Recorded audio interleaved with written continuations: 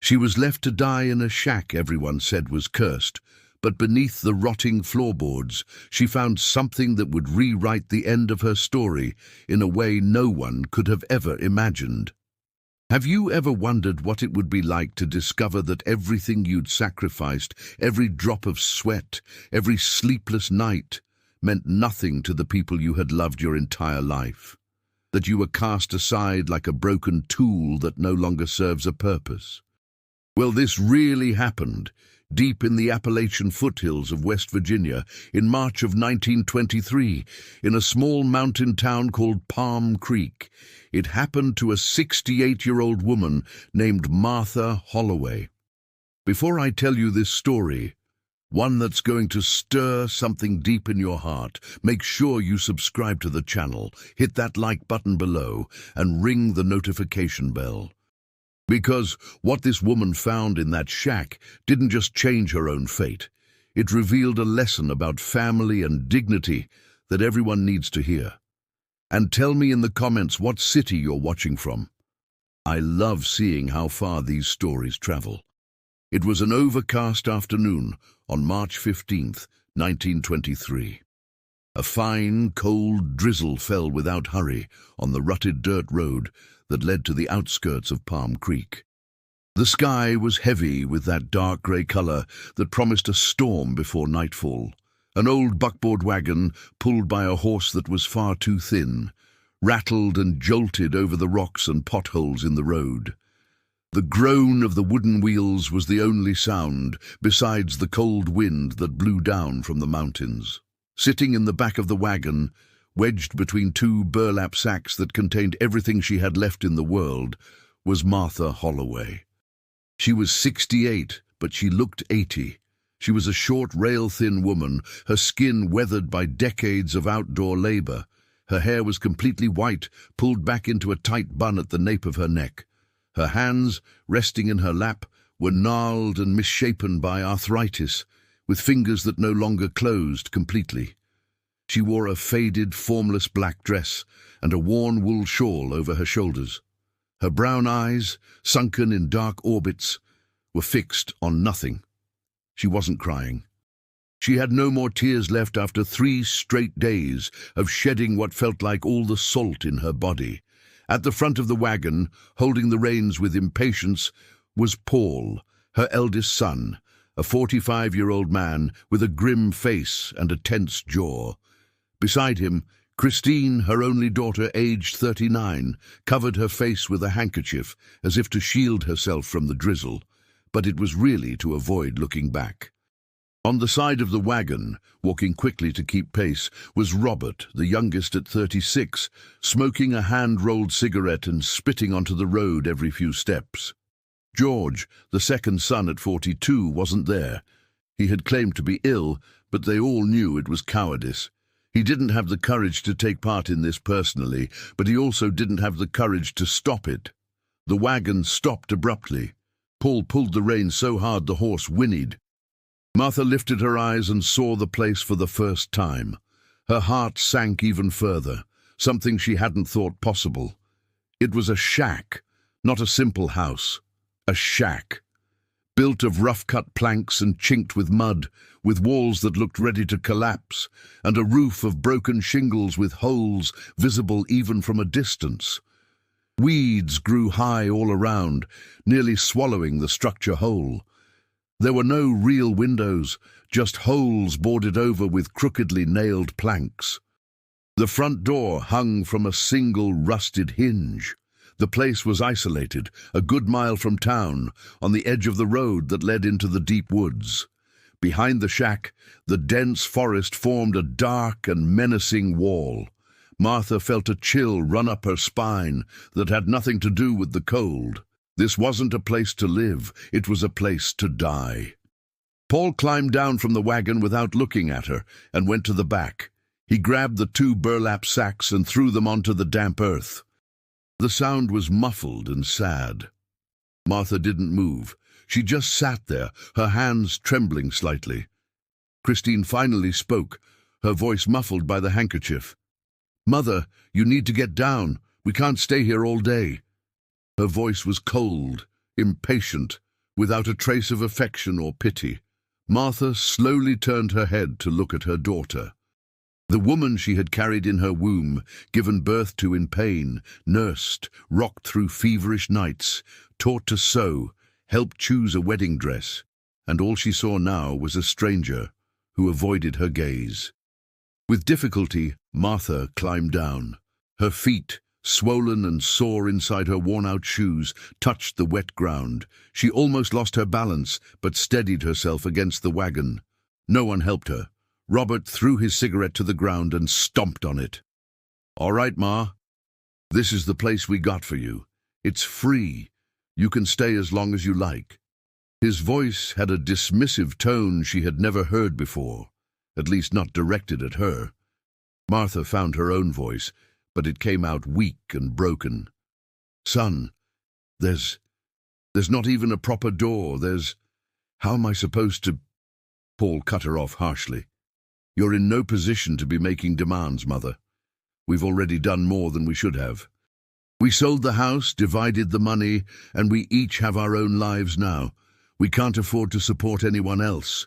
You've lived your life. Now let us live ours." The words fell on Martha like stones. She took a step back, her hand flying to her chest, feeling a physical pain slice through her heart. We can't afford to support anyone else, as if she were a weight, a burden, something disposable. "But I worked for 40 years, Martha managed to say, her voice beginning to crack. "I washed clothes until my hands bled. I sewed until I could barely see straight. I went hungry so you children could eat. Christine cut her off sharply. "We've heard that story 1,000 times, Mother. We know. But that was your choice. Nobody asked you to. Now we have our own families, our own troubles. You'll be fine here. It's for the best. It's for the best." Martha repeated the words in a shocked whisper. "For the best." Paul was already walking back to the front of the wagon. Christine followed quickly, finally lowering the handkerchief from her face. Robert lingered for another second, looking as if he might say something, but then just shook his head and walked to catch up with his siblings. Martha took 2 stumbling steps toward the wagon, reaching out her hand. "Wait. Please, don't leave me here." Her voice was high-pitched now, desperate. "I have nothing. There's no food here, no firewood. I can't stay here alone, please. You're my children. You're all I have." Paul grabbed the reins but didn't look back. "We'll be back to check on you. In a few days." The lie was plain in his voice. He wouldn't be back. None of them would. Martha started walking faster, trying to reach the wagon. "Paul, please, son. Christine, my daughter. Robert, my baby." She tripped on a rock and nearly fell, but recovered and kept going. The wagon began to move. When Martha grabbed the side of the moving wagon, Robert turned and with a harsh shove pushed her hand away. "Let go, Ma! Are you crazy? Just leave us be." Martha fell to her knees in the mud. The pain in her joints was immediate and sharp, but nothing compared to the pain in her chest. She stayed there, kneeling on the wet road, watching the wagon pull away.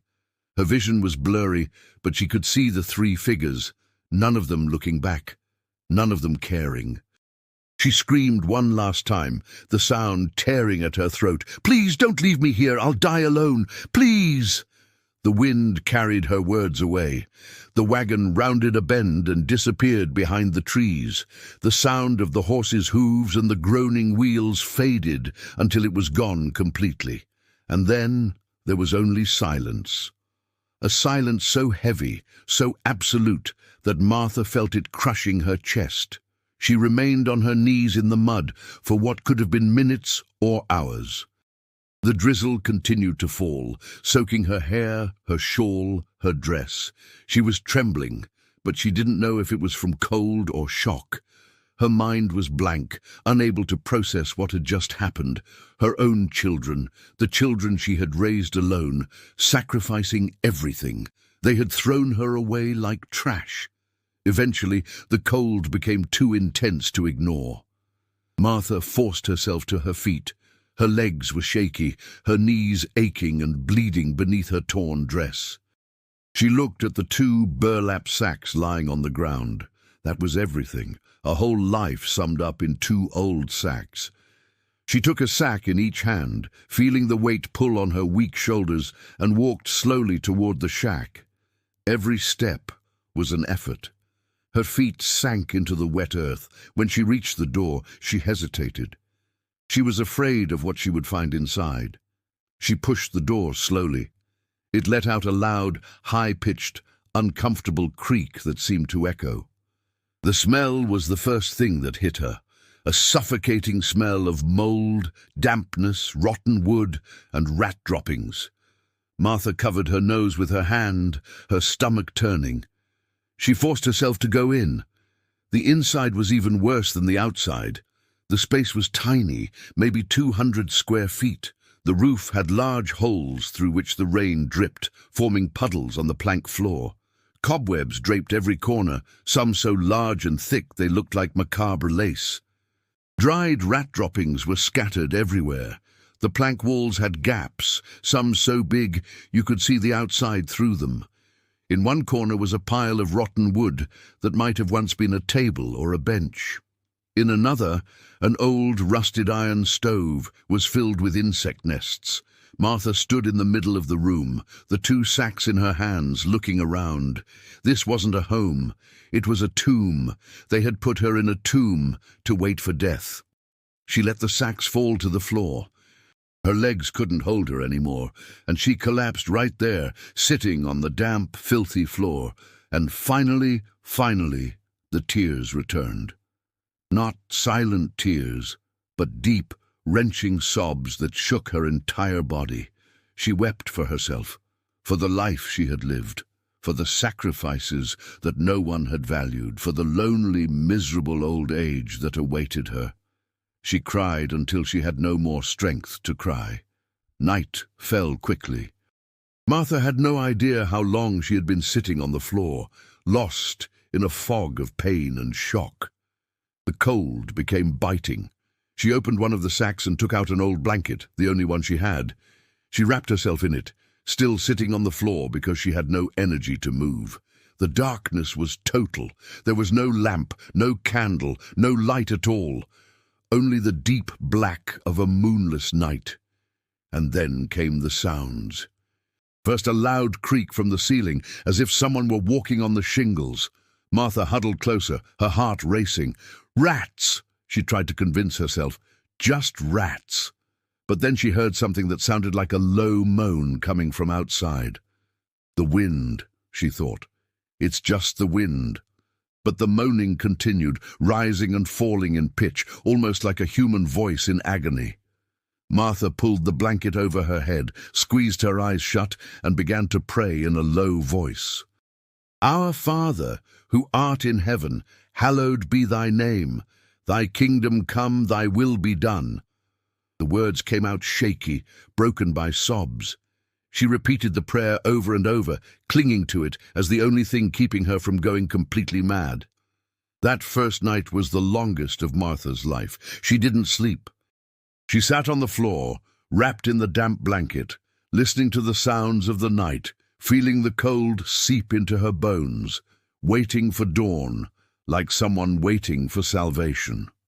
When the first grey light of day began to filter through the cracks in the walls, Martha allowed herself a small breath.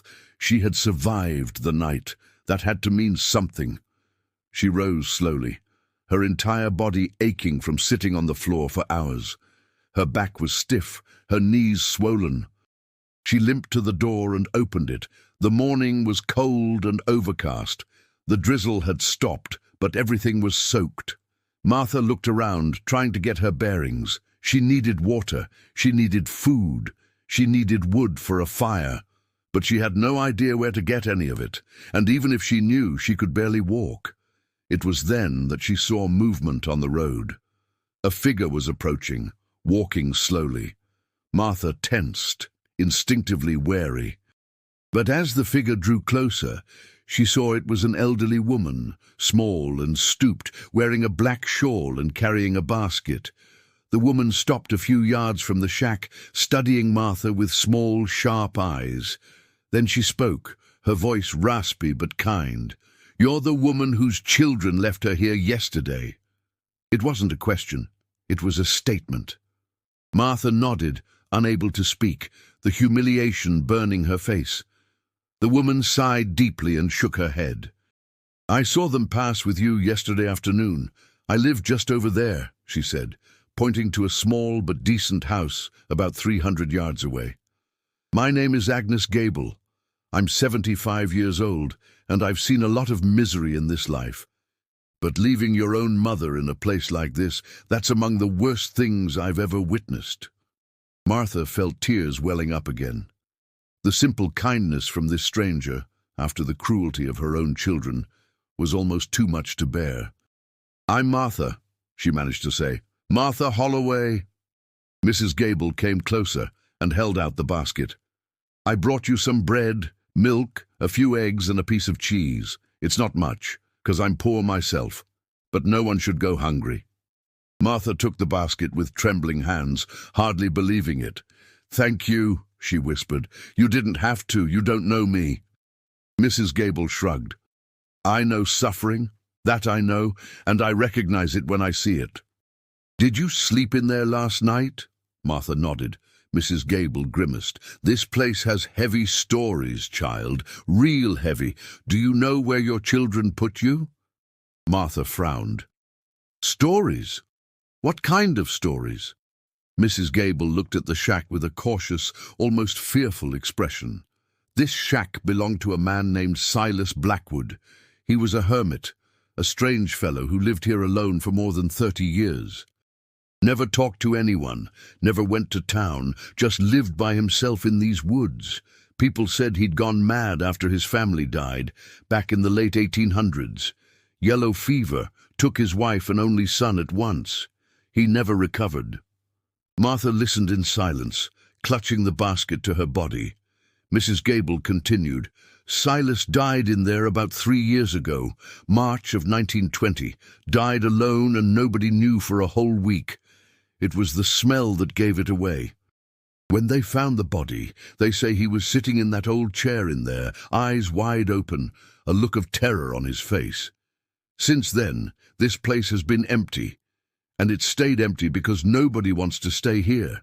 The 2 folks who tried, they fled on the first night."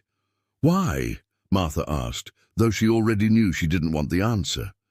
Mrs. Gable lowered her voice as if afraid of being overheard.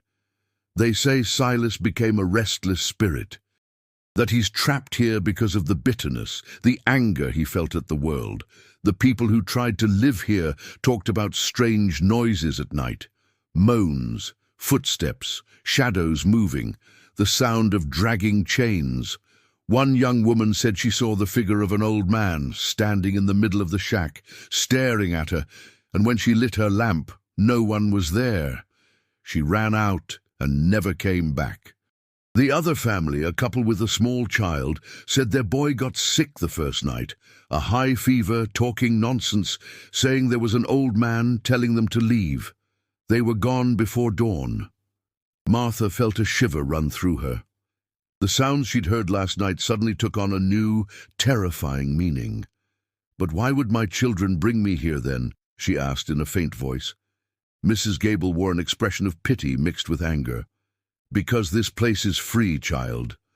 Nobody wants it, so nobody charges for it. The county clerk's office doesn't even rightly know who owns it. They put you here because it costs them nothing. They don't care what might happen to you. Forgive my frankness, but it's the truth." The words were harsh, but Martha knew they were true. She looked at the shack behind her, that wretched, haunted structure, and felt a profound despair. This was her end. Abandoned in a place ruled even by ghosts. Mrs. Gable gently touched Martha's arm. "Look, I'll bring you food when I can, all right? It won't be much, but at least you won't starve. And if you need anything urgent, my house is just over there. You can knock. I don't have much, but I'll share what I have." Martha held the old woman's hand, squeezing it with gratitude. "You're an angel. Thank you so much. From the bottom of my heart." Mrs. Gable smiled, a sad smile. "I'm no angel, child. Just an old woman who knows what it's like to suffer. God be with you, and be careful at night. Say your prayers, and if you hear anything strange, don't be scared. Could be just your imagination, or it could be Silas. But he never did any harm in life, so he probably won't in death.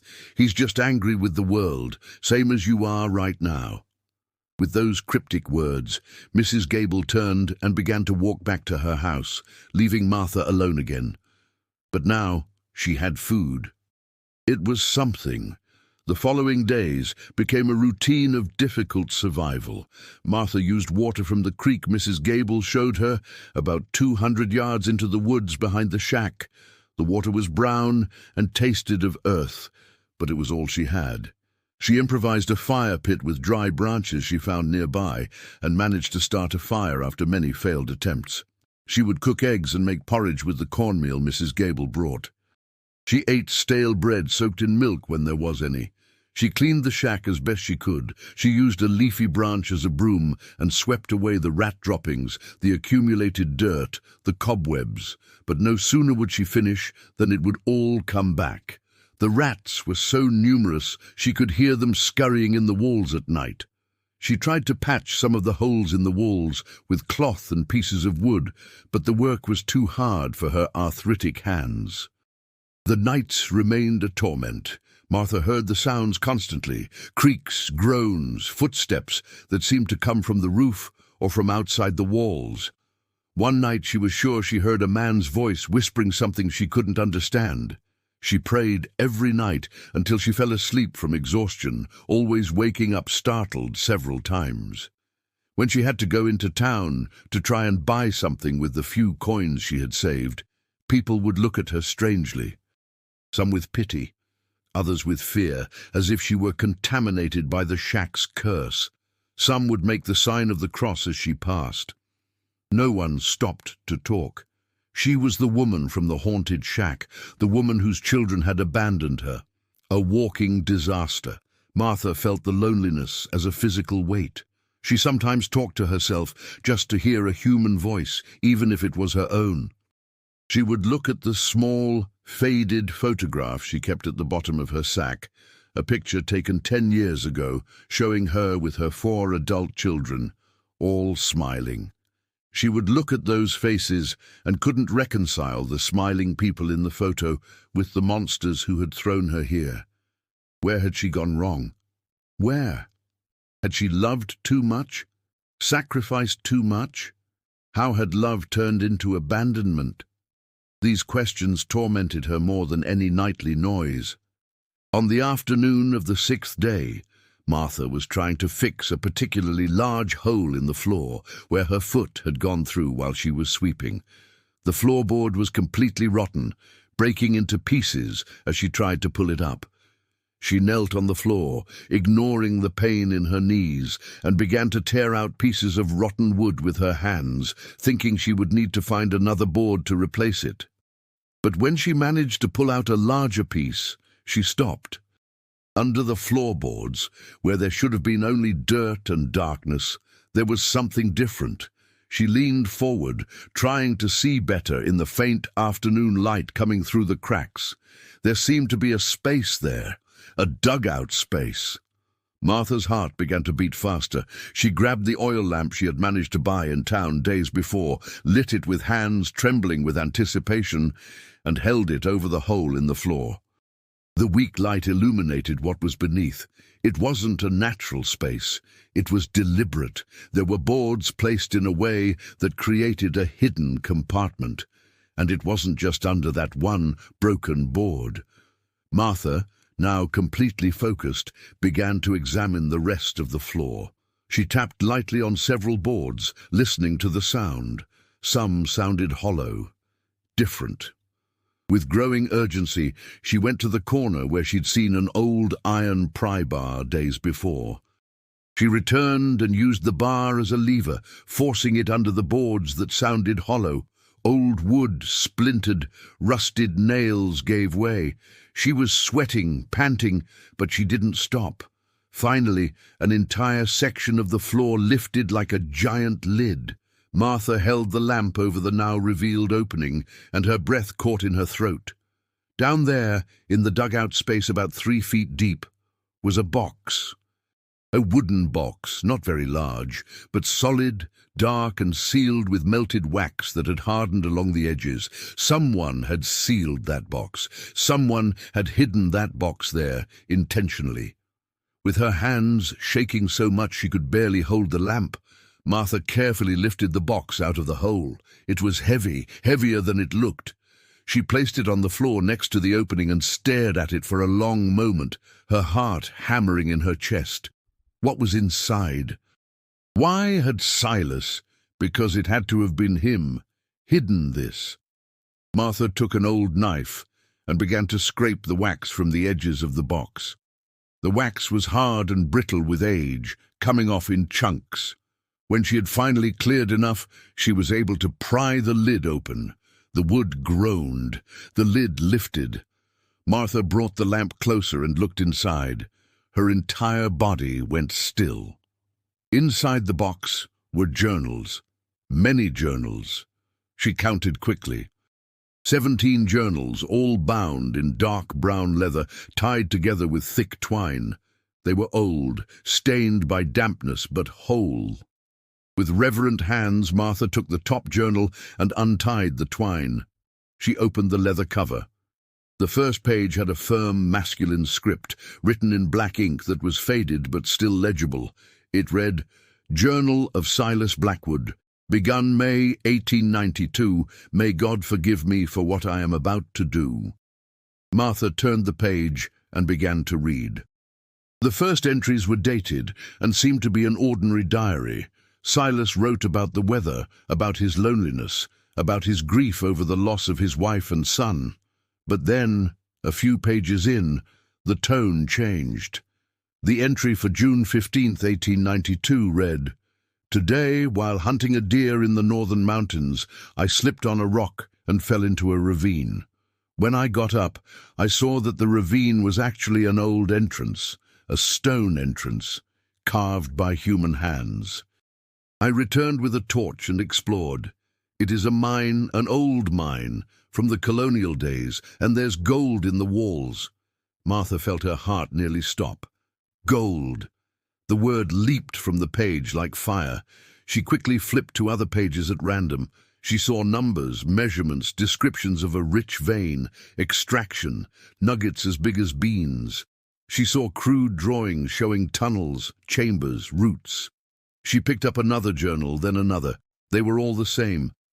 Years and years of notes about the mine, about exploration, about gold extracted and hidden. Silas had documented everything, every ounce, every hiding place, everything. And then Martha found, at the bottom of the box, beneath all the journals, a different paper, larger, thicker, folded into 4. She opened it carefully. It was a map, a hand-drawn map in ink, showing the shack, the road, the creek, the woods, the mountain. And there, marked with a large circled X on an elevation to the north, was written in careful letters, "Hope's Revival Mine, 28 years of labor. May God have mercy." Martha sat on the shack floor, surrounded by broken floorboards, clutching the map and the journals, the lamp trembling in her hand. Her mind was racing, trying to process, to understand. Silas had found a gold mine. He had extracted gold for nearly 30 years, and he had hidden it all. Why? Where was the gold now? Could it be true? She looked around the miserable shack, the place her children had left her to die, and beneath this place was a secret that could change everything. Or it could just be the fantasy of a lonely, mad old man. But as Martha held the map to her chest, feeling the thick paper under her fingers, she felt something she hadn't felt since she'd climbed down from that wagon 6 days ago. She felt hope, fragile, frightening, almost painful, but hope nonetheless.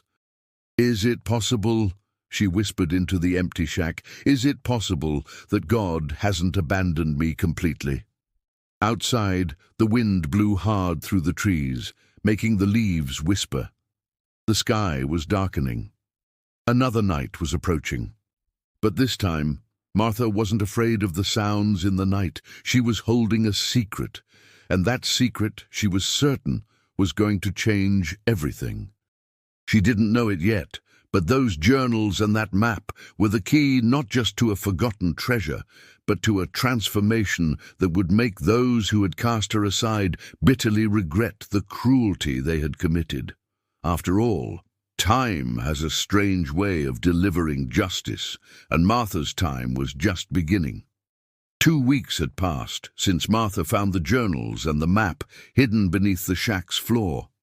2 weeks of sleepless nights by the dim light of an oil lamp, her eyes burning with fatigue, her fingers stained with old ink, trying to decipher what Silas had written in those yellowed pages. The shack was different now. Not better exactly, but minimally habitable. Martha had managed to patch the largest holes in the walls, using scrap wood she found out back and old rags. She had cleaned the floor so many times it barely smelled of mold anymore. The roof still leaked, but she had positioned tins and pots under the main drips.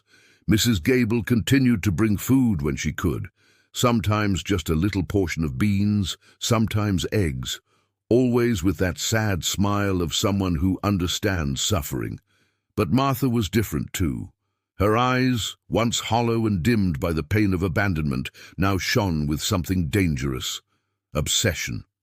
With every page she read, every note she deciphered, she felt the emptiness inside her being filled not with hope, exactly, but with purpose. A dark, desperate purpose she wasn't sure was a blessing or a curse. She had spread the 17 journals across the floor of the shack, organized by date. The first was from 1892, the last from 1919, written a year before Silas's death. She read them in sequence, jotting down information that seemed important on a separate piece of paper. And the more she read, the more her initial disbelief turned into a terrifying certainty. This was real. Silas wasn't crazy. He had found something extraordinary and had documented it with meticulous precision. The first pages of the first journal told of how he discovered the mine entrance by accident during a hunt in June 1892. He described slipping into a vegetation-covered ravine, and upon getting up, realizing the ravine was actually an old stone entrance, half hidden by decades of undergrowth. Curiosity drove him back with torches. What he found inside changed his life. It was a colonial-era mine, likely abandoned since the end of the first gold rush in the 18th century. The main tunnels were still intact, reinforced with dark, hard timber that had withstood time. On the walls, Silas saw what generations of colonial prospectors had left behind because the technology of their era didn't allow for efficient extraction from deep veins. But Silas had been a prospector in his youth. He knew rock, he knew gold, and he knew that what the mine walls hid was worth a fortune. Martha read with growing attention the pages where Silas described his first months exploring the mine. He worked alone, in absolute secrecy, always in the dead of night or at dawn, so no one from town would notice. He was afraid, he wrote, that if anyone found out, they would kill him without a second thought. "Gold makes good men into devils," he wrote in one passage. "I've seen it many times before. I won't let it happen to me."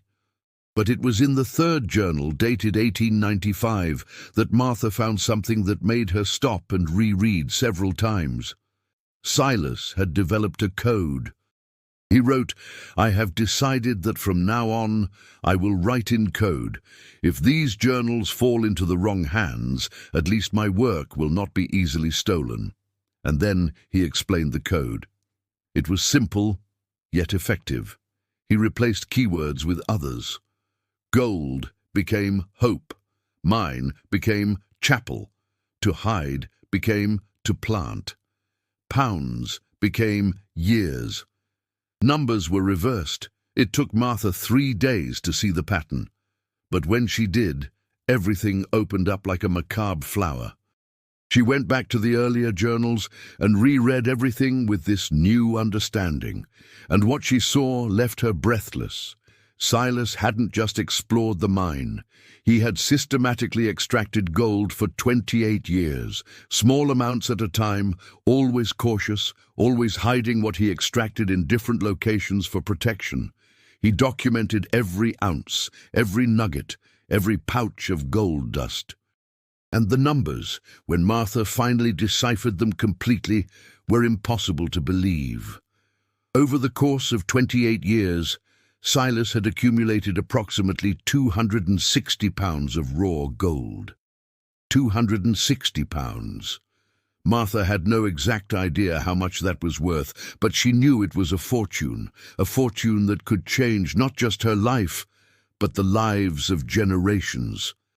And it was all hidden in 7 different locations, all marked in code, in the journals and on the map. On the morning of the 15th day, Martha sat on the shack floor, surrounded by the journals, rereading the final pages of the last one for the 10th time. These pages, written in January 1919, were different, more emotional, more bitter. Silas wrote about how he felt like a fool. He had spent nearly 30 years accumulating wealth he never used. For what? For whom? His family was dead. He had no friends, no heirs. The world had taken everything he loved, and he had spent 3 decades getting revenge on the world by hoarding wealth it would never have. But revenge, he wrote, had no taste. It was empty. It was useless. The final entry in the last journal, written in March 1920, just weeks before Silas died, read, "I will die soon. I feel it in my bones. I feel it in the tightening of my chest each night. And when I die, I take the secret with me. Let this wealth remain buried forever, just as my heart is buried with my Josephine and my Thomas. I trust no one. The world deserves nothing from me. Let it all rot with me." Martha slowly closed the journal and stared at it for a long time. Silas's words echoed in her mind. Let it all rot with me. He had died bitter, alone, full of rage, just as she was dying now, abandoned, discarded, full of rage. But she had found the secret. Against his will, against fate, against everything, she had found it. And now what? What was she supposed to do? The question tormented her. She would spend hours staring at the map, imagining climbing that mountain, finding that mine, confirming with her own eyes that it was all real. But she was afraid of the woods, afraid of getting lost, afraid of being wrong and discovering she had nurtured empty hopes, afraid that, if it was real, she wouldn't know what to do with it. And then there was the moral dilemma that gnawed at her conscience every night. To whom did that gold technically belong? Silas was dead with no heirs. The land's legal status was unclear. Did she have the right to take something someone had intentionally hidden? And if she took it, what would she do? The darkest part of her soul whispered venomous temptations. You could be rich. Your children would come crawling back. You could have your revenge. You could show them what they lost. You could make them beg. But another voice, weaker, more frightened, asked, "And what if using this gold turns you into something as ugly as them?" Martha was lost in these thoughts when she heard the sound of footsteps outside. Her heart sped up. She quickly gathered the journals, put them all inside the wooden box, closed it, and pushed it under the single blanket that served as her makeshift bed in the corner. She stood up too quickly and felt dizzy. She wasn't eating right. She wasn't sleeping right. Her body was starting to protest. The shack door creaked open. Martha expected Mrs. Gable, but it was Father Michael, the young town priest, who entered. He was about 38, with a thin, kind face and a black cassock faded with time. He looked around the shack with poorly concealed shock and pity. "Mrs. Holloway," he said in a gentle voice, "I heard you were here. I came to see how you are." Martha tried to smooth her disheveled hair, suddenly ashamed of her own appearance. "I'm fine, Father. Thank you for visiting." The priest stepped inside fully and closed the door behind him. His eyes scanned the miserable surroundings. "Mrs. Holloway, With all due respect, you are not fine. No person should live like this. I heard it was your children who left you here. That is a grave sin, a very grave sin." Martha felt tears threaten and fought them back. "What's done is done, Father. They want nothing to do with me. I have nowhere else to go." Father Michael came closer and placed a hand on her shoulder gently. "You can always turn to the church. We have little, but we can help. We can find a family who will take you in, to help with household chores in exchange for room and board." Martha shook her head. "I don't want to be a burden to anyone else, Father. I've been enough of a burden. Here, at least, I have dignity. Even if it's just a little." The priest sighed deeply. "Dignity is not measured by where a person lives, Mrs. Holloway. It's measured by what is in their heart. And I can see in your face that you are a good woman. A suffering woman, but a good one." There was a silence. Martha fought the urge to tell the priest about the journals, about the gold, about everything. But something held her back. Fear, perhaps, or mistrust. She no longer trusted anyone. Instead, she asked something that had been tormenting her. "Father, may I ask you a question?" "Of course, my child." "If a person were to find something that belonged to someone who has passed away, something valuable that was hidden on purpose, would that person have the right to keep it, or would it be a sin?" The priest frowned, thoughtful. "That is a complex question. It depends on the circumstances. If the person who died has no heirs, and the object wasn't stolen originally, then finding it would be like divine providence. But what matters is not the taking, but what is done with what is taken. Wealth can be a blessing or a curse, Mrs. Holloway. If it is used for good, to help the suffering, to glorify God, then it is a blessing. If it is used for greed, revenge, or wickedness, then it becomes a poison that kills the soul." Martha absorbed his words in silence. "Thank you, Father. I will think on that." The priest stayed a few more minutes, made small talk to comfort her, left a few coins that Martha tried to refuse but he insisted on, and finally left, promising to return. When she was alone again, Martha pulled the box from its hiding place and stared at it. Blessing or curse? The priest's words echoed. It was that afternoon that Mrs. Gable appeared, but she was not well. She was pale, sweating, and staggering. Martha rushed to help her and made her sit on the makeshift bench near the door. "Agnes, what's happened?" The old woman coughed, a deep, wet cough that shook her whole frail body. "I'm sick, child, since yesterday. A high fever, pain in my chest. I think it's pneumonia. I've had it before. I know what it feels like." Martha felt a surge of panic. "You need a doctor. You need medicine. Why did you come all the way here?" Agnes smiled weakly. "Because I promised I'd bring you food." "You have to eat." She glanced at the basket she had dropped upon entering, filled with bread and fruit. Martha felt something break inside her. This woman, sick and weak, had walked all this way to bring her food, a stranger, while Martha's own children had discarded her like trash. The injustice, the cruelty of the world hit her like a punch. "Agnes," Martha whispered, holding the old woman's hand. "How much do the doctor and the medicine cost?" The old woman shrugged with resignation. $20, maybe more, I don't have it. I'll stay home, pray, and if it's God's time to take me, I'll go." "No," Martha said with surprising force. "No, you won't. I won't let you. You helped me when no one else would. I'll find a way." But Agnes shook her head. "You don't have the money, child. Nobody does. That's just how it is. We're born poor, and we die poor." Martha helped Agnes back to her home, practically carrying the old woman who weighed almost nothing. When she laid her down in the simple bed of the small but clean house, Martha promised, "I will get the money, somehow." But as she walked back to the shack at dusk, Martha knew the truth. She had no way of getting that kind of money, unless— She glanced at the hidden wooden box. Unless she went into the woods, to the mine, and confirmed if it was all real. If it was, she would use a little of the gold to save Agnes, just a little, just for the medicine. It would be right, it would be just, it would be using the gold for good, as the priest had said. Martha took the map, folded it carefully, and put it in the pocket of her dress. It was already getting dark. She couldn't go now, but tomorrow, first thing in the morning, she would go. She had to.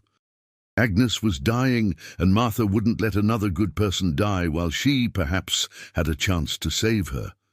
But she was afraid to go alone. The woods were dangerous. She was old and weak. She could get lost.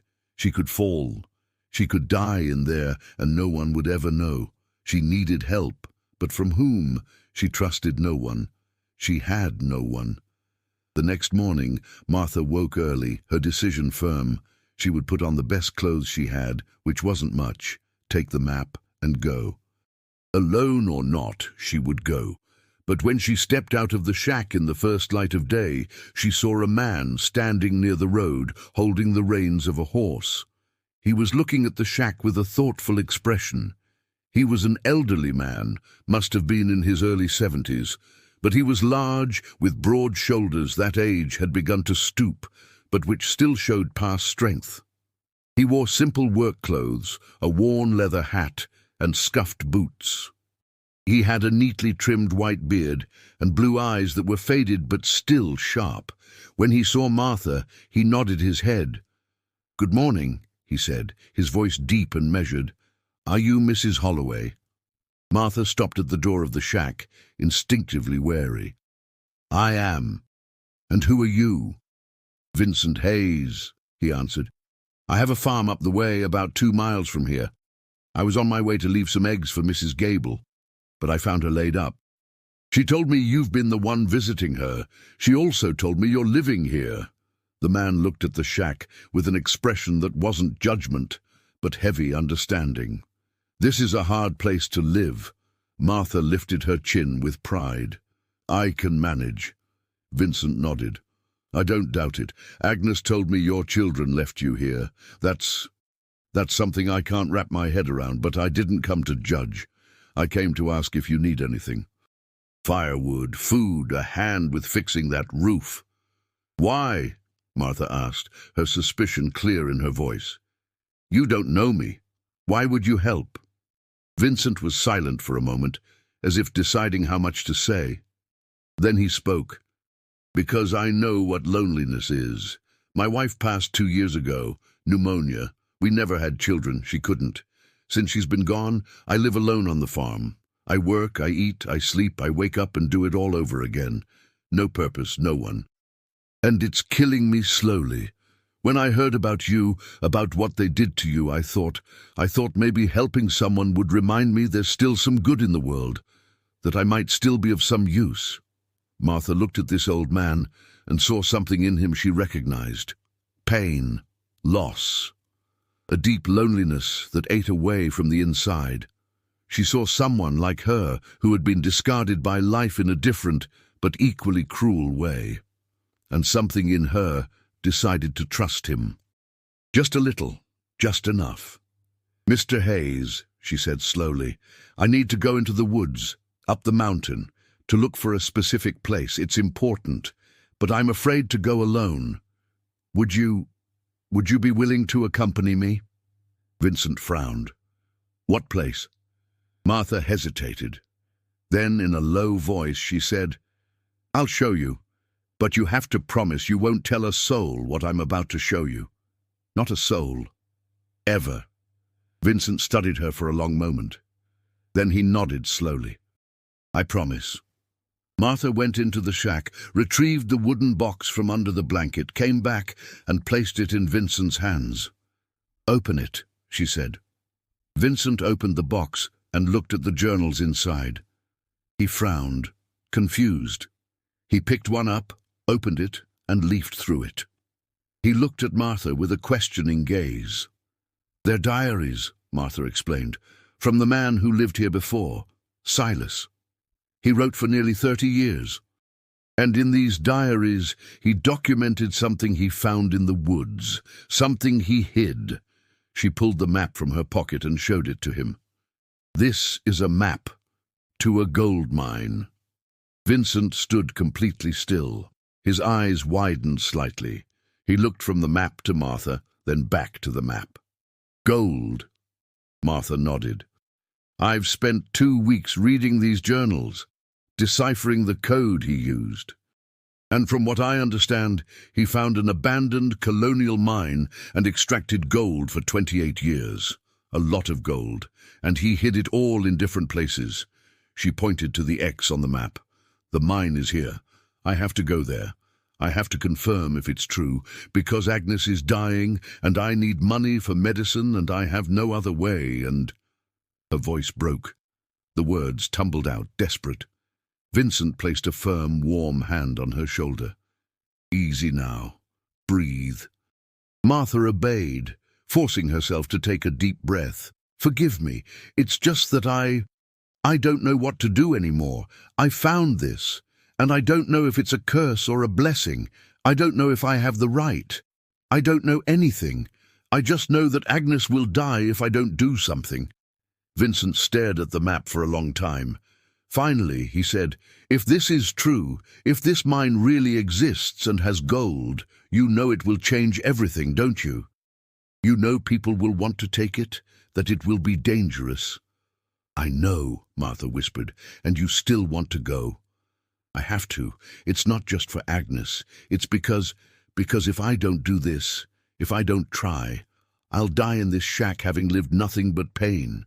My children threw me away. The world threw me away. But maybe, just maybe, this is a chance.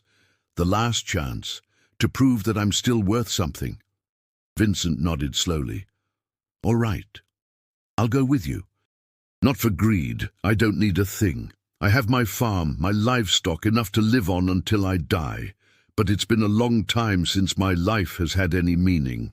If I can help you with this, if I can help you find your dignity back, then maybe my life is still good for something." Martha felt tears stream down her face, but this time they were tears of gratitude, not pain. "Thank you," she whispered. They set off an hour later. Vincent brought tools from his farm, torches, rope, water, and food. Martha put on the sturdiest boots she owned, which weren't sturdy at all, and tied her hair back firmly. Vincent studied the map carefully and identified the path. They entered the woods on the trail that began behind the shack. The forest was dense, damp, and dark, even with the sun shining outside. The trees were ancient and enormous, their branches forming a green canopy that filtered the light into thin, verdant rays. The ground was covered in rotting leaves, fallen branches, and exposed roots that formed natural traps. The air smelled of wet earth, decaying vegetation, and wildlife. Sounds came from everywhere, birds calling, squirrels chattering in the branches, insects buzzing, water running somewhere nearby. Vincent went ahead, clearing the path with a sharp machete, cutting vines and branches that blocked their way. Martha followed behind, stumbling frequently, grabbing onto trees to keep from falling. Her feet already ached and were beginning to bleed inside her old boots, but she didn't complain. She just kept going. They walked for hours. Vincent checked the map regularly, looking for the landmarks Silas had drawn. They found the first one, a massive boulder split in two as if by lightning. Silas had drawn that rock on the map with precise detail. Then they found the creek, exactly where the map indicated, its brown water running swiftly over dark stones.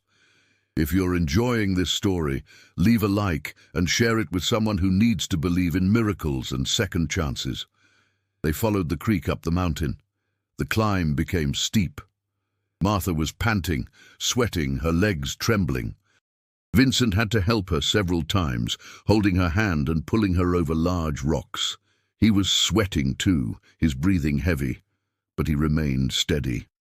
Finally, after nearly 3 hours of hiking, they found the third landmark. 3 giant oak trees growing together, their trunks so thick that 5 men couldn't have encircled them.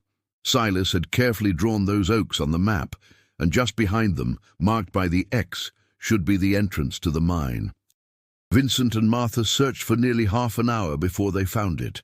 The entrance was completely hidden by vegetation, giant ferns, vines, dense foliage.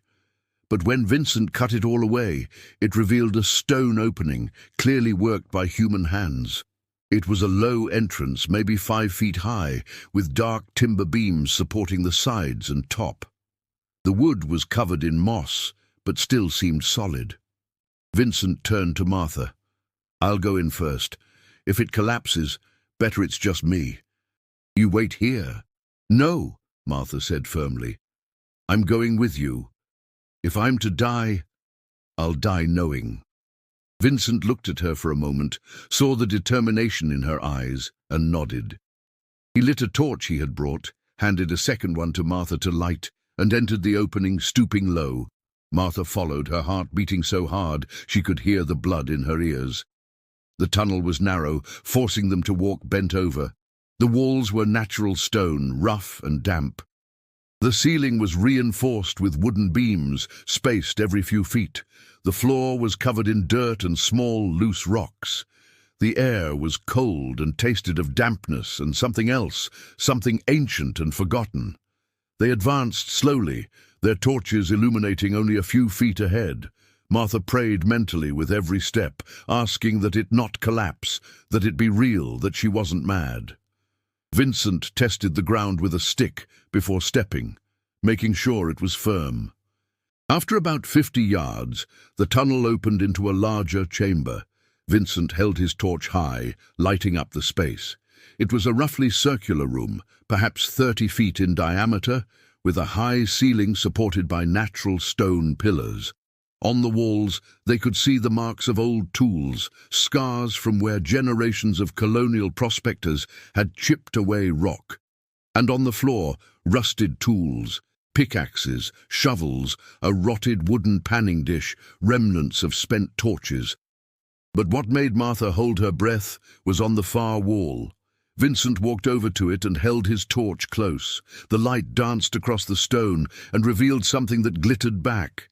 Veins of white quartz ran through the dark rock. And inside that quartz, like frozen blood, were threads and nuggets of gold.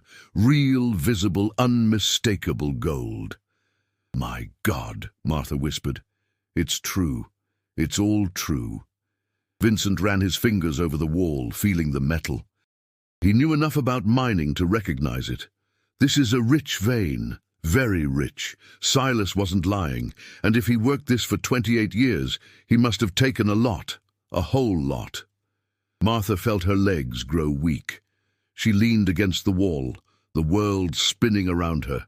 It was all real, the secret Silas had kept for decades, the wealth he had accumulated and hidden, and now she knew where the source was. But where was the gold he had already extracted? The journals mentioned 7 different hiding spots. Vincent seemed to be thinking the same thing.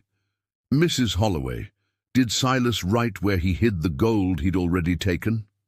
Martha nodded, still stunned. "Yes, in code. 7 different places, but I haven't finished deciphering them all yet. I know of 2. One is near the shack. Another is near a place he calls the Wounded Tree." "Let's look for the caches then," Vincent said. "Because working this mine now, without equipment, without permission, would be impossible and dangerous.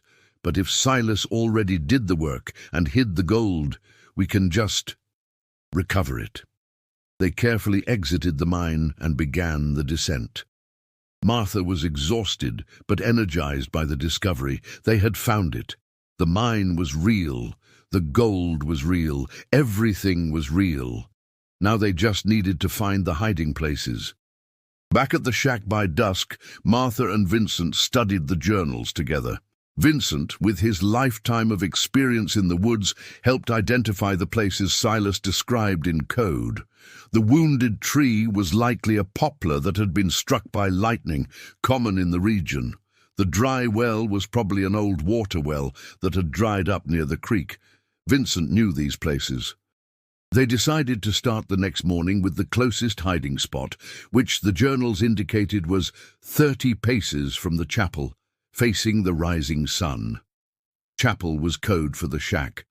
Martha measured 30 paces to the east. She came to a spot where a large, half-buried stone lay. Vincent dug around the stone with a shovel while Martha held the lamp, lighting his work. Half an hour later, the shovel hit something solid.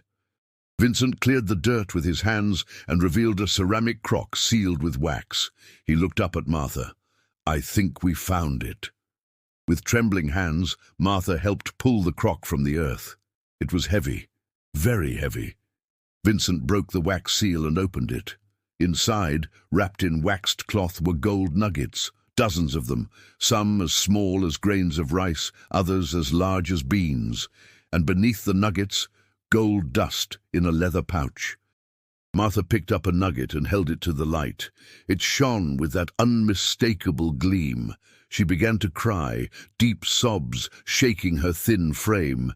It was real. Everything was real. She wasn't crazy. God hadn't abandoned her. Silas, that bitter old man who died alone, had left a secret that would now save her. Vincent put his hand on her shoulder. "How much do you think is in here?" Martha tried to compose herself. "I don't know exactly, but it's a lot." She picked up the journal and read the coded entry for that hiding place. According to Silas's numbers, there should be about 18 pounds in here. Vincent let out a low whistle. 18 pounds of gold is worth thousands of dollars, maybe more. Martha looked at him.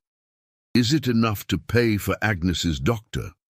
"It's enough to pay for a doctor for Agnes for the rest of her life," Vincent replied, "and still have plenty left over for you to live in dignity for years." Martha closed her eyes. "Thank you, God. Thank you, Silas. Thank you." They took the crock inside the shack and hid it. Vincent said he would take a small nugget to a larger city the next day and sell it discreetly. He would bring back the cash so Martha could pay the doctor without raising suspicion. But what the two of them didn't know, what they couldn't have known, was that they were not alone. As they were digging near the shack, a figure had been watching from a distance, hidden among the trees. Robert, Martha's youngest son, had come to visit his mother, not out of kindness but morbid curiosity, wanting to see if she had died yet. And when he got close and saw the scene, the old woman and the old man digging frantically, pulling something from the earth, something that glittered in the light, Robert felt his heart race with greed. He watched everything from afar. He saw the crock, he saw the glitter, he heard fragments of their conversation on the wind. The word gold reached his ears clearly. When Martha and Vincent went into the shack, Robert retreated silently, returned to his horse hidden down the road, and rode back to town as fast as the animal could run. He had to tell Paul and Christine. Their mother had found gold. The wretched old woman they had thrown away had found a fortune. And they, her children, her legal heirs, had a right to it. They had to. There was no way they were going to let that old woman get rich while they were still in debt, still struggling. That was theirs by blood right. As Robert rode off full of greedy plans, Martha and Vincent were sitting inside the shack, the crock of gold between them, talking about the future.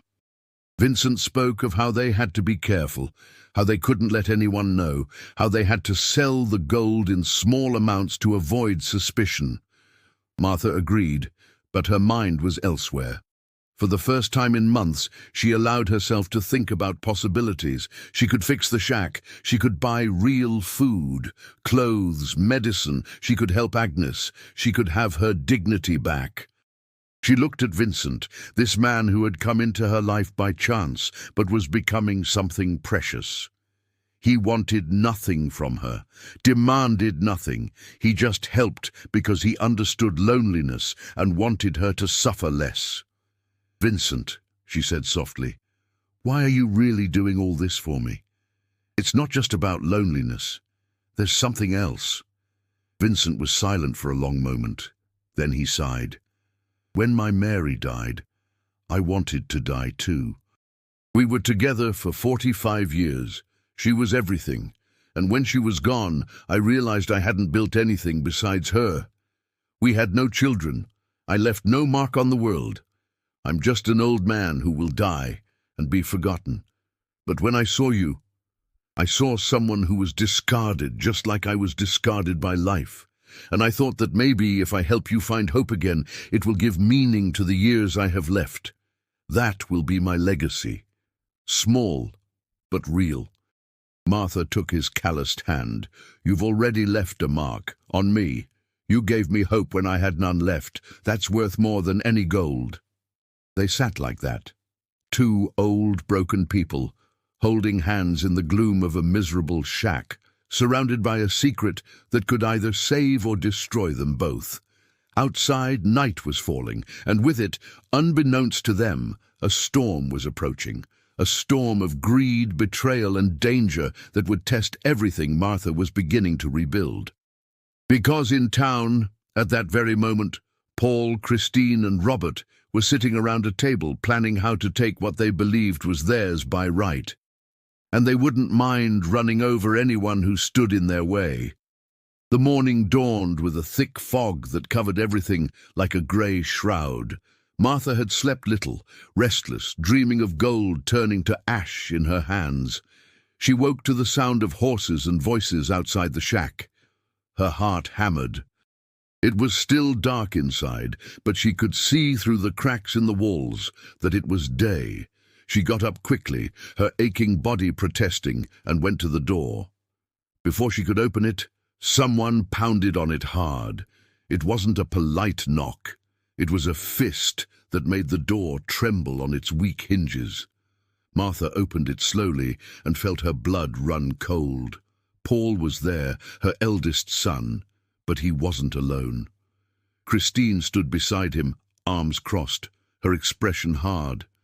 Robert was further back, smoking nervously, avoiding her eyes, and accompanying the three were two other people, the town sheriff, a portly man in his 50s with a thick mustache, and Dr. Evans, the local physician, thin and bespectacled, holding a black bag. "Good morning, Mother," Paul said, but there was nothing good in his voice. It was cold, cutting. "We've come to talk to you." Martha felt fear rise in her throat but forced her voice to remain steady. "Talk about what?" Paul took a step forward, invading her space. "About the gold you found. Don't bother denying it. Robert saw everything. He saw you digging with that old man, saw the crock, heard you talking." Martha felt the floor disappear from under her feet. They knew. Somehow they had found out. "I don't know what you're talking about," she tried, but the lie came out weak. Christine stepped forward too, her face contorted in a mix of anger and contempt. "Don't lie to us, Mother. We know. You found gold in this filthy shack, and that gold belongs to us. We are your children, your legal heirs. Everything that is yours is ours by right." Martha felt anger begin to boil inside her, overpowering the fear. "Heirs? You abandoned me. You threw me here to die. And now that you find out I have something, you come back. You are not my children, not anymore." Paul grabbed her arm forcefully, making her cry out in pain. "Watch what you say, old woman. We can do this the easy way or the hard way. We know you're not right in the head. Living in this place, seeing things, hearing voices. We brought Dr. Evans here to examine you, to certify that you no longer have the mental capacity to manage your own affairs. And then we, as your children, will assume guardianship. Legal. Simple." Martha tore her arm from his grasp with surprising strength. "I am not crazy. You're the ones who are crazy if you think you're going to steal from me." "It's not stealing when it's family," Christine said coldly. "It's care. You clearly don't know what to do with such a fortune. You'll spend it foolishly. You'll be swindled. We will manage it for your own good." Martha looked at the sheriff, who had been silent until then. "Sheriff, are you going to allow this? They're trying to rob me." The sheriff scratched his belly uncomfortably. "Now, Mrs. Holloway, if your children have legitimate concerns about your mental health, it's standard procedure to have a medical evaluation. Dr. Evans will just examine you. If he certifies that you're well, there's no problem. But if he finds that you need care..." Martha felt a wave of panic. They had thought of everything. They had brought the law. They had a plan. And she was alone, a 68-year-old woman, defenseless, without help. Vincent wasn't there. He had gone to the city to sell the first nugget and bring back money. He wouldn't be back until day's end. She was completely vulnerable. "Dr. Evans," Paul said with a falsely concerned voice, "could you examine my mother, please? Verify if she's in a condition to make important financial decisions." The doctor looked at Martha with an expression she couldn't decipher. Was it pity? Understanding? He approached slowly. "Mrs. Holloway, with your permission, I'd like to ask a few questions and check your vital signs." Martha had no choice. If she refused, they would use it against her. She nodded stiffly. The doctor entered the shack, looked around with poorly concealed shock at the miserable conditions, and began his examination. He asked questions about dates, simple math, memories. He checked her eyes, her pulse, her breathing. Paul, Christine, and Robert stood at the door, watching like vultures. Martha answered every question clearly, with dignity, refusing to show weakness, even as her heart was breaking. The examination lasted 20 minutes that felt like hours.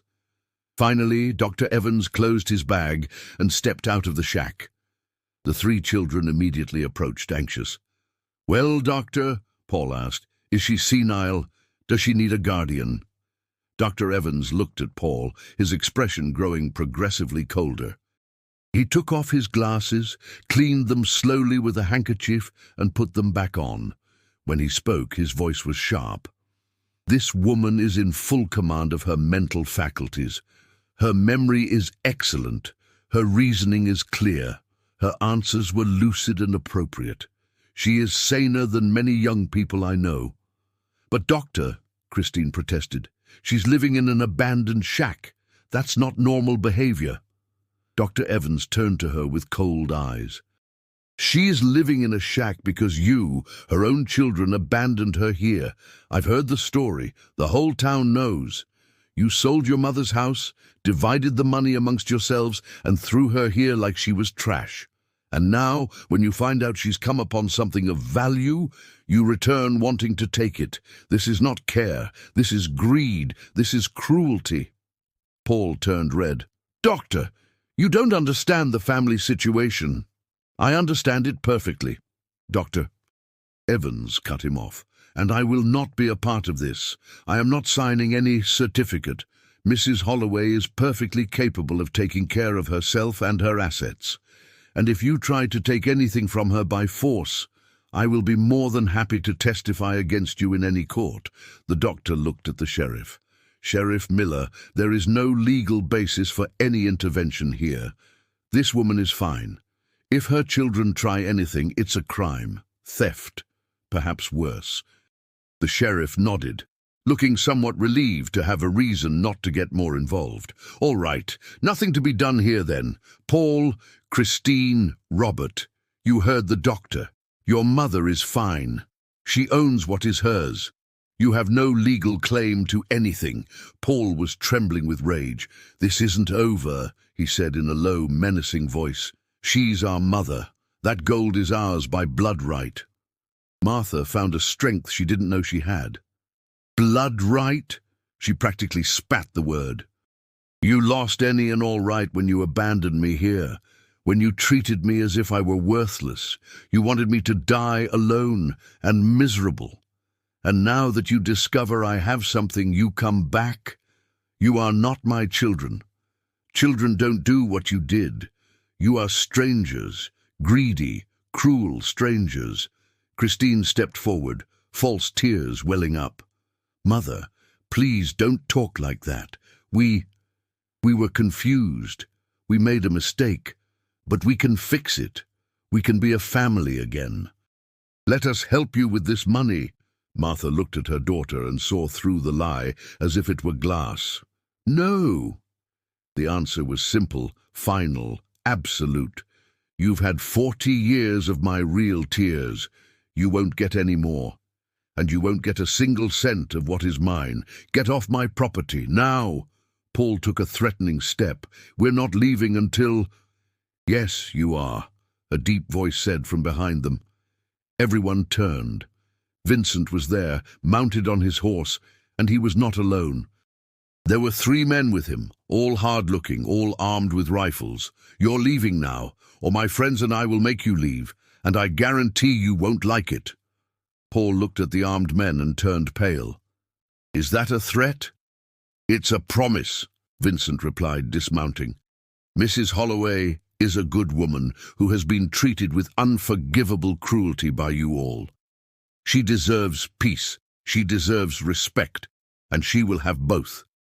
If you come back here, if you threaten her in any way, you'll have to go through me first, and I won't be alone." Robert was already backing away toward the horses. Paul and Christine hesitated, but saw they had no choice. The sheriff was now clearly on Martha's side, as was the doctor, and there were armed men protecting her. They had lost. "This isn't over," Paul said, but the threat sounded empty. They mounted their horses and rode off, Robert in the lead, Christine close behind, Paul last, looking back with pure hatred in his eyes. When they disappeared around the bend, Martha felt her legs give way. Vincent rushed and caught her before she fell. Dr. Evans also approached, concerned. "Is she all right?" Vincent asked. "She is," the doctor replied. "Just the shock. It was a lot to bear." He looked at Martha with kindness. "Mrs. Holloway, you are a strong woman. Stronger than your children deserve. Rest assured, I will not let anyone harm you." Martha took the doctor's hand gratefully. "Thank you, doctor. You didn't have to do that." "Yes, I did," he answered. "I became a doctor to care for people. And sometimes caring means protecting them from those who should be protecting them. Your children are—" He searched for the words. "People who have lost their way. But you have not. You are good. You deserve every good thing life can still give you." The doctor and the sheriff left soon after. The 3 men Vincent had brought also departed, but promised to return if needed. They were friends of Vincent's, small farmers from the area whom he had called upon when he returned from the city and heard rumors that Martha's children were planning something. Vincent hadn't hesitated to ask for help, and they hadn't hesitated to give it. When they were finally alone, Martha collapsed into Vincent's arms and wept, not from sadness, but from relief, from anger, from pain at the final betrayal of her children. Vincent held her, saying nothing, just being a solid, comforting presence. When she managed to calm down, he had her sit on the wooden bench outside the shack. He took the money from the sale of the nugget out of his bag. $80. It's more than enough for Mrs. Gable's medicine, with plenty left over. Martha took the money with trembling hands. "Let's take it to her now. She can't wait any longer." They went together to Agnes's house. The old woman was very ill, burning with fever, coughing up blood. Martha paid a boy from the village to fetch the doctor in a hurry. Dr. Evans came, examined her, and prescribed expensive medicines that Martha bought without hesitation. In the following days, Martha cared for Agnes personally, making her food, giving her the medicine, changing the sweat-soaked bed linens. Slowly, very slowly, Agnes began to improve. During this time, Martha and Vincent talked at length about what to do with the rest of the gold. They had found the first cache, with £18. Silas had documented 6 other hiding places, totaling, by Martha's calculations, over £200 of gold. It was a fortune so vast, it was frightening. One evening, sitting in Agnes's house while the old woman slept, Martha spoke of her doubts. "Vincent, what do I do with all this? It's too much. It's far more than I need to live out the rest of my life. I could use it to get revenge on my children, to rub their noses in what they lost, but—" She paused. "That would make me as bad as they are, wouldn't it?" Vincent thought for a long moment. "Silas accumulated this wealth and died bitter, alone, full of rage. The gold brought him no peace, no joy. It only kept him trapped. You have a chance to do it differently, to turn something born of pain into something that creates hope. Martha looked at him. How? Vincent leaned forward. You know suffering. You know abandonment. You know what it's like to be invisible to the world. How many other people in this town, in this region, in this country are suffering the same thing? How many widows are starving? How many old folks have been cast aside by their own families? How many orphan children have no one?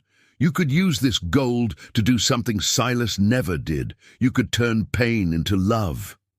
The words touched something deep within Martha. She thought about it for days, and then a week later, when Agnes was finally recovered and strong enough to sit up and talk, Martha made a decision. She gathered Vincent, Agnes, and Father Michael at the shack. She told them about the journals, the gold, everything. Father Michael listened in silence, his eyes growing wider and wider. When Martha finished, he was silent for a long moment. Finally he said, This is a blessing from God, Mrs. Holloway. A responsibility too, but a blessing. Martha nodded. And I want to use it to bless others. Father, I want you to help me create a fund to help widows, orphans, and abandoned elders. I want to build a home for them. I want no one else to have to go through what I went through, and I want this to be Silas's legacy, too. He died bitter, but maybe his gold can do the good he never did in life. The priest had tears in his eyes. I will help. With all my heart, I will help. They set to work. Father Michael used his contacts in the church to create a legal structure through the parish, avoiding suspicion about the gold's origin. Vincent sold small amounts of gold over several months, in different cities, always discreetly. The money was first used to completely renovate Martha's shack, turning it into a small but solid and comfortable home. Then, Vincent expanded his farm and hired 3 landless families to work with him, giving them decent housing and a fair wage. If this story is touching your heart like it touched mine, you know what to do. Like, subscribe, and share it with someone you truly love. But the main project was the home for the needy. Martha bought a piece of land near the church with the gold money. Father Michael organized work parties where the entire town helped to build. In 6 months, it was ready. A large, simple but solid building with rooms, a community kitchen and a common area. The house could comfortably shelter 12 families. Martha established simple rules. Widows, orphans, and abandoned elders would have priority. No one would pay anything. Everyone would receive food, clothing, and basic medical care. The children would have access to education through a teacher Martha hired. In return, those who could work would help maintain the home by tending a garden, cooking, and cleaning. It was a community, not charity. It was dignity. The first family to move in was Isabel and John, a young couple with 3 children who had been living in a hovel worse than Martha's shack had been. Isabel wept when she saw the clean room, the bed with a real mattress, the table with food. "How can you do this for us?" she asked. "You don't even know us." Martha held her hand. "Because someone did it for me when I needed it most, and now I'm paying it forward." Other families came. Mrs. Mercedes, a 72-year-old widow who had been sleeping on the street since her son kicked her out. Mr. Joachim, an 80-year-old blind widower who was starving to death alone in a collapsing cabin. 3 orphaned children who had been living with an aunt who beat them. One by one, Martha welcomed them all. Martha's children tried to come back twice. The first time, George came alone, genuinely remorseful. He fell to his knees before Martha and begged for forgiveness, crying like a child. Martha looked at him for a long time. "I am not angry with you, George," she finally said, "but I no longer have love for you either. You made your choice when you stayed silent and let your brothers and sister throw me away. I forgive you because my heart cannot bear to carry hatred. but you no longer have a place in my life. Go and live your life. I am already living mine." George left, sobbing. Martha watched him go and felt nothing. The bond had been completely severed. He was no longer her son. He was just a man she had known once, a long time ago. The second time, Paul and Christine came together, but not to ask for forgiveness. They came with a lawyer, trying to sue Martha for a share of her early inheritance. But Father Michael had structured everything through the church so that Martha was merely an administrator, not the legal owner of the assets. All the gold had been donated to the church, which managed the charity projects. There was nothing Paul and Christine could legally take. The lawsuit was dismissed.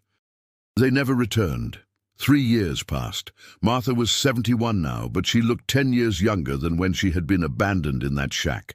She had gained a healthy weight, had color in her cheeks, and light in her eyes. She wore simple but clean, dignified clothes. Her white hair was always neatly combed. She woke up every day with a purpose. She managed the community home with Vincent at her side, always at her side.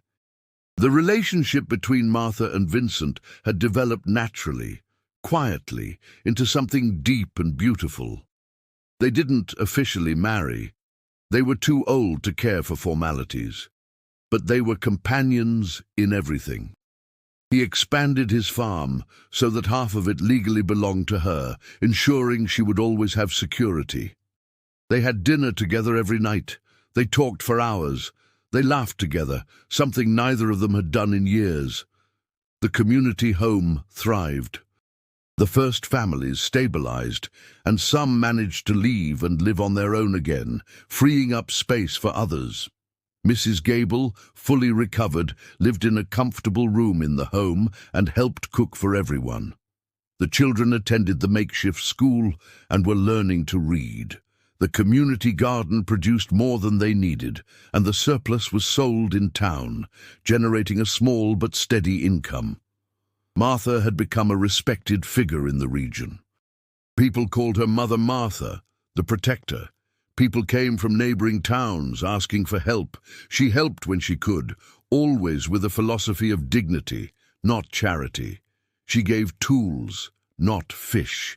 She taught, empowered, and uplifted.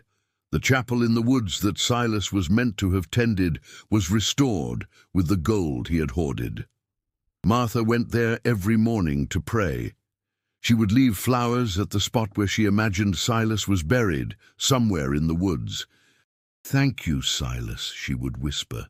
"You died in bitterness, but your gold is healing the bitterness of others. Your legacy is not what you imagined, but it is good. It is good and beautiful."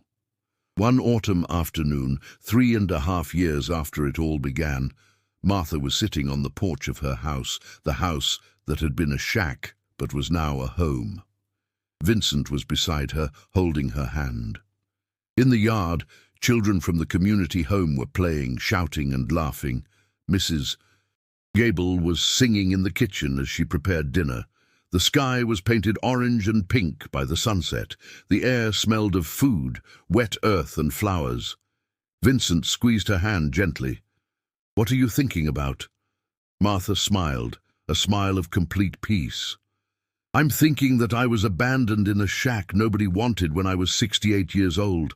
My own children threw me here, expecting me to die alone and miserable. And for a while I wanted to die. I asked God to take me. And now?" Vincent asked, already knowing the answer, but wanting to hear it.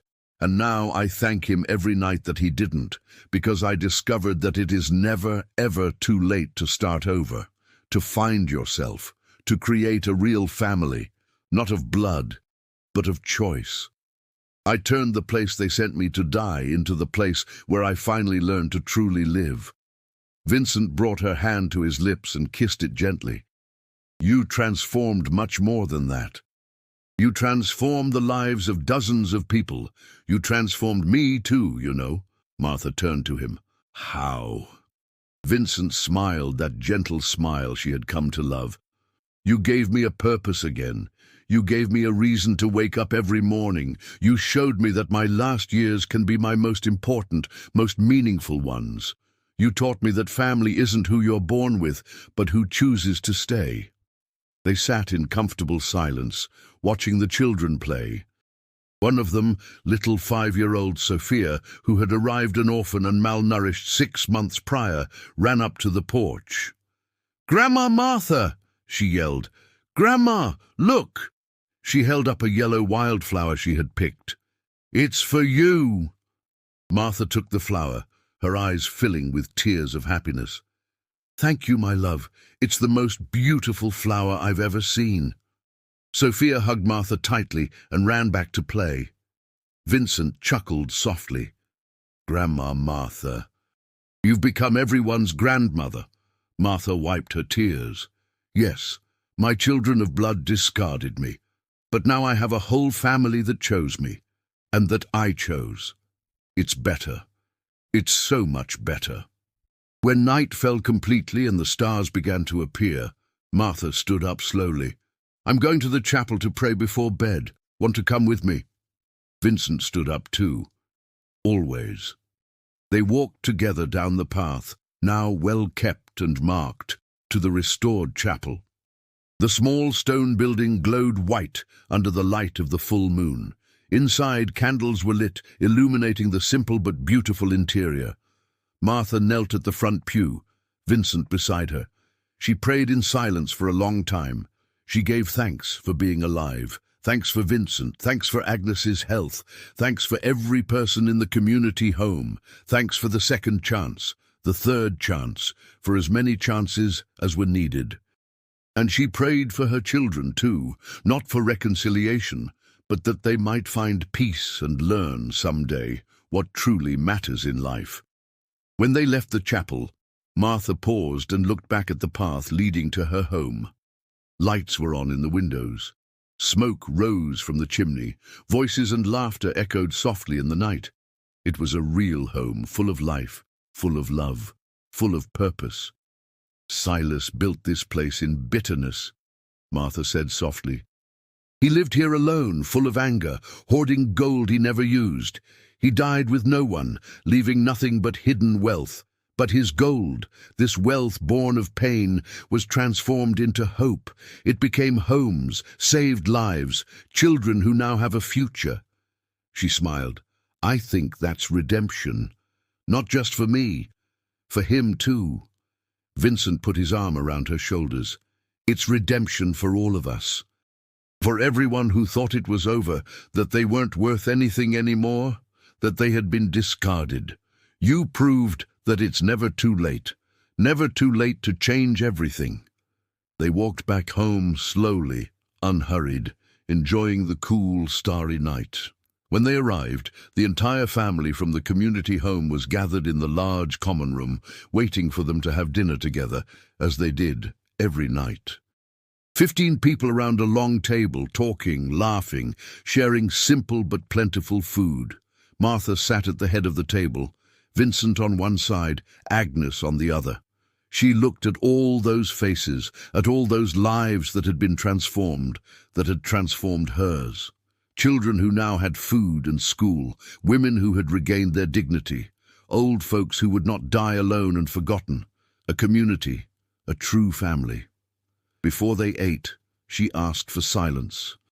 Everyone stopped and looked at her. Martha stood, holding a glass of water because there was no wine, but the gesture was the same. "I want to make a toast," she said, her voice firm and clear.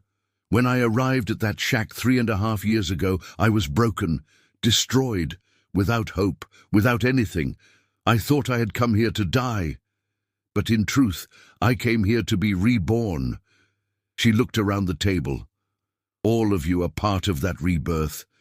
You all taught me that family is not who shares your blood, but who stays when you have nothing left to give. You stayed, I stay, we stay together, and together we will continue to prove that it is never too late, we are never too broken, we have never been too forgotten to start again and make something beautiful." Everyone raised their glasses, children with milk, adults with water or coffee, and toasted together. "To family!" someone shouted. "To hope!" another added. "To Mother Martha!" a child yelled, making everyone laugh. They ate dinner together with joy, telling stories, making plans for the next day, the next week, the future. And Martha, sitting there in the midst of all that love, all that life, felt a gratitude so profound it almost hurt. Months later, Martha turned 72. The community home threw a surprise party for her. There was cake made with eggs from the chickens on Vincent's farm. There was music played on a fiddle by Mr. Joachim, who had regained his will to play. There was dancing, there was laughter. Martha laughed until she couldn't anymore, danced until her feet hurt, and hugged every person there until her arms were tired.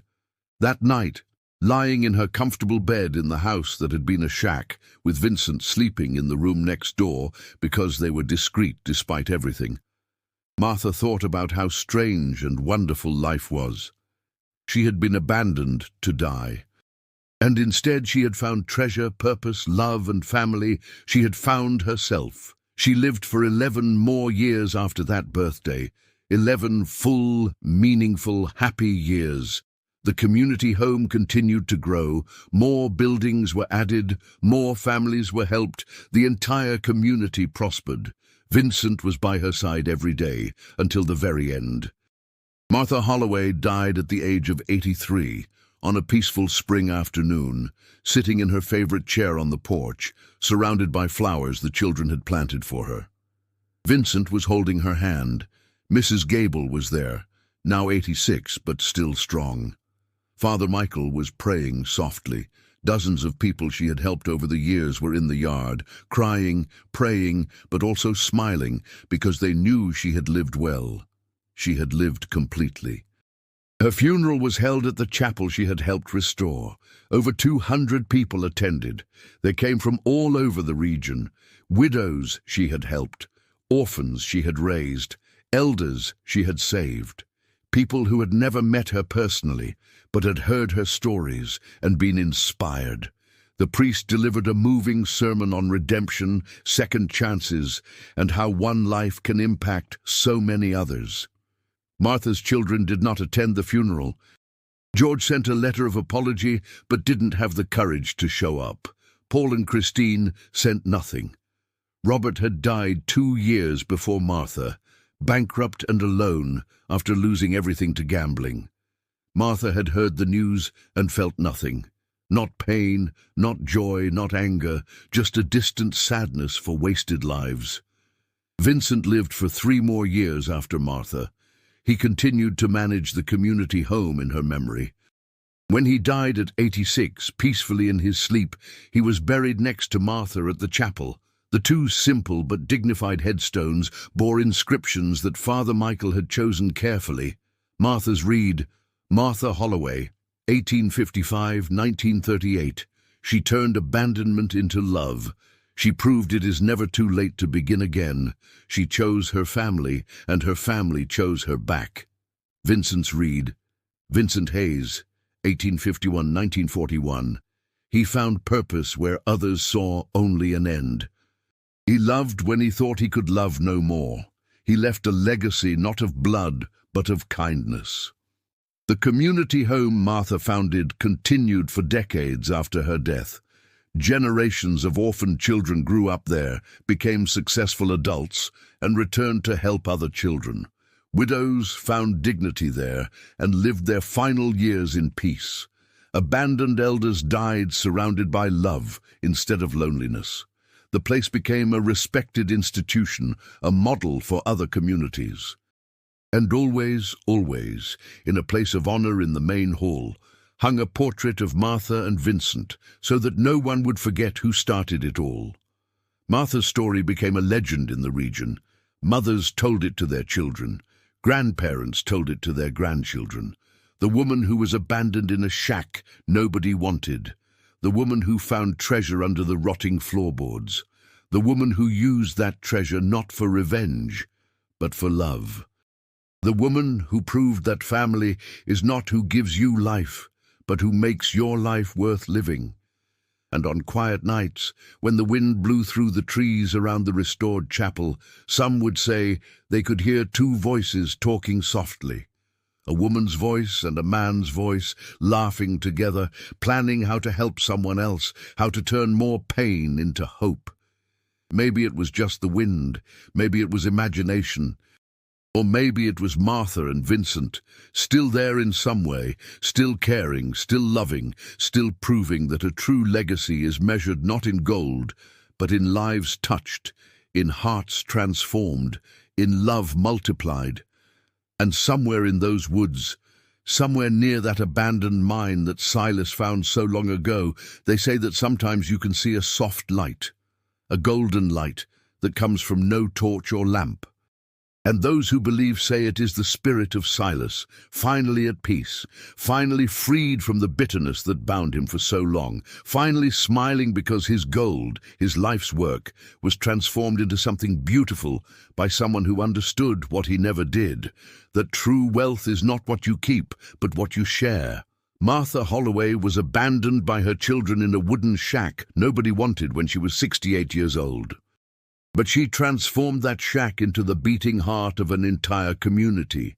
She transformed abandonment into purpose, betrayal into legacy, hate into love. And she proved, absolutely and beautifully, that it is never, ever too late to start over, to find yourself, to choose your own family, and to live a life that matters. Time changed everything, but it wasn't just time. It was choice. The choice not to surrender to bitterness. The choice to turn pain into kindness. The choice to use unexpected blessings to bless others. That is what changed everything. And that, in the end, was the greatest treasure Martha found in that shack. Not Silas's gold, but the discovery that she, even at 68, even broken and discarded, still had the power to change the world. And she did, one heart at a time, one life at a time, one act of love at a time. And that is a legacy that no ungrateful child, no cruel abandonment, no amount of gold can ever buy. It is a legacy built on choices, on sacrifice, on unconditional love. It is an eternal legacy.